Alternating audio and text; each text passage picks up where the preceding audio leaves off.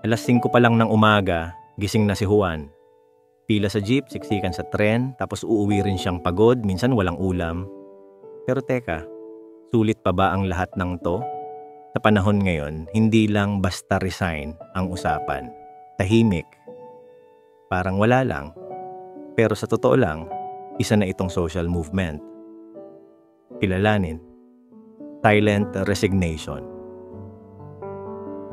Ang silent resignation o quiet quitting ay hindi literal na pagbitiw sa trabaho. Ito ay yung pagpili ng mga empleyado na gawin lang ang sakto. Walang overtime, walang labis na stress. Hindi ito katamaran. Isa itong pahayag. Pahayag na sawa na sila. Ayaw nang maging robot sa sariling trabaho. Sa Pilipinas, maraming empleyado ang underpaid, overworked, at walang clear career path. May trabaho ka nga pero hindi sapat pang gastos.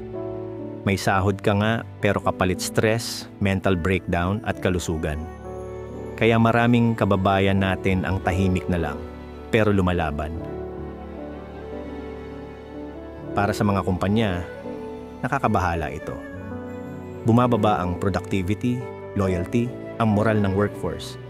Para sa empleyado, ito ang paraan nila ng pagbawi sa kontrol, sa oras, sa sarili, at sa dignidad.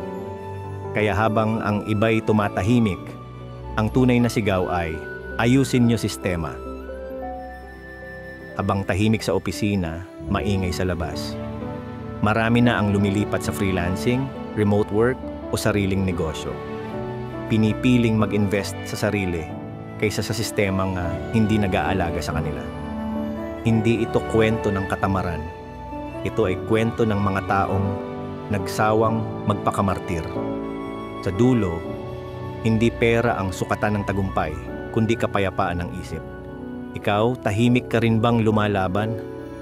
Kung nakarelate ka sa video na to, huwag kalimutang mag-like, mag-subscribe, at i-share sa kapwa mong pagod na empleyado. Baka ito na ang sign para sa kanila.